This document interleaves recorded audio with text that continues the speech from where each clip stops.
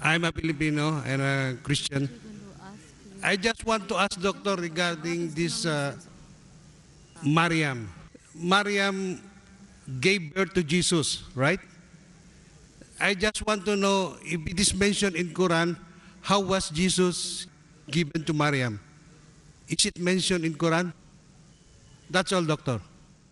Our Christian Filipino brother has asked a very good question. He wants to know about Maryam alayhi salam. How did she give birth to Isa alayhi salam? And what does the Quran speak about that? Yeah. Brother, if you read the Quran, there is a full chapter called as Surah Maryam. Chapter by the name of Mary, Mary, who was the mother of Jesus Christ, peace be upon him. If you read the Bible, out of the 73 books of the Bible, out of all the 66 books of the Bible, there is no book by the name of Mary or Maryam. Yes. There is no. But if you read the Quran, there is a chapter by the name of Maryam, that is Mary, the mother of Isa alayhi salam. And the Quran says in Surah Al-Imran, chapter number 3, verse number 42, it says, وَإِسْقَالَتِ الْمَلَائِكَةُ يَا مَرْيَمُ, behold, the angel said of Mary, Inna Allah astafaki wa taharaki wa astafaki lil alamin, that we have chosen thee and purified thee and chosen thee above the women of all nations. Imagine, this verse of the Quran was revealed to an Arab, Muhammad sallallahu alaihi wasallam, which says that Allah subhanahu wa ta'ala has chosen a Jewish woman, a woman above all the other women, and purified her. You know, actually, it is bad marketing. The Jews were against the Arabs, and the audience of Muhammad sallallahu alaihi wasallam were Arabs. Now, Muhammad sallallahu alaihi wasallam is saying that Almighty God has chosen a Jewish woman, Maryam alayhi salam, Mother Mary, as a woman above all the other women. This is what the Quran says. Women above the all nations. But this is a revelation from Allah subhanahu wa ta'ala. Muhammad sallallahu alaihi wasallam has no option. It is not his words. It is the word of Allah subhanahu wa ta'ala. That whatever is revealed to him, he has to believe. Furthermore, if you read in Surah Imran chapter 3, verse number 43, 44, 45, you come to verse number 47.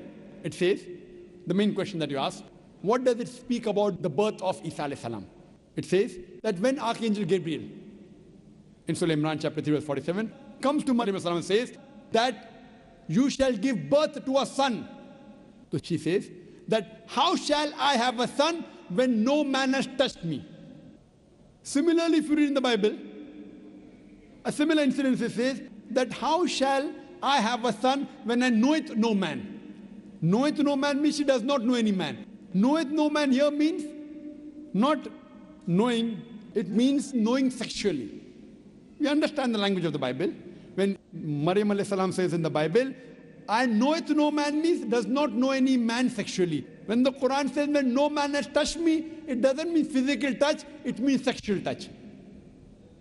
That no man has touched me. But then the Quran continues.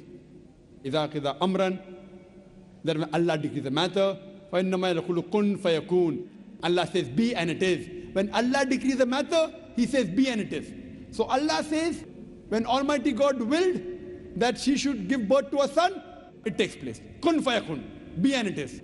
So the birth of Jesus Christ, peace be upon him, was a miraculous birth. It was a miraculous birth. There was no male intervention. That's why we believe that Isa alayhi salam was born miraculously without any male intervention. Further, when you go in Surah Maryam, chapter number 19, verse number 28 to 32 onwards, when Mary, Maryam alayhi salam, when she has the child, the newborn, Isa alayhi salam in the hand, people start alleging. They start insinuating her. And they tell her that how come you have the son? You come from the family of Harun alayhi salam, from Aaron. How can you do such a low thing, trying to insinuate her that she did adultery?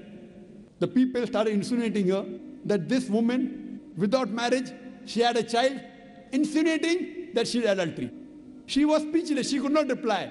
Immediately, Isa alayhi salam, from the arms of his mother, he replies, and says that I am a messenger of Allah subhanahu wa ta'ala. He protects his mother and he replies, I've been sent as a messenger of Allah subhanahu wa ta'ala to give glad tidings on you. Now the first miracle done by Isa alayhi salam in the Quran is he speaks when he was an infant, few days old, he speaks from the mother's arm. The first miracle done in the Bible is, if you read your Bible, that when there was a party and all the wine gets over.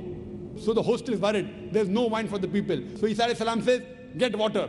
And he converts water into wine. That was the first miracle. In the Quran, first miracle was, he protects his mother. And he supports his mother and speaks on behalf of the mother when he was in the arm of his mother, just when he was born.